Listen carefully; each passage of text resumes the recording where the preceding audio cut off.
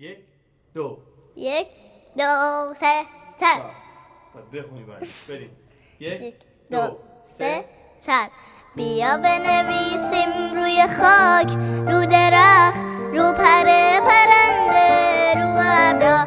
بیا بنویسیم روی برگ، روی آب، توی دفتر موج، رو دریا. بیا بنویسیم که خدا ته قلب آینه است، مثل شور فریاد یا نفس تو حصار سینه است.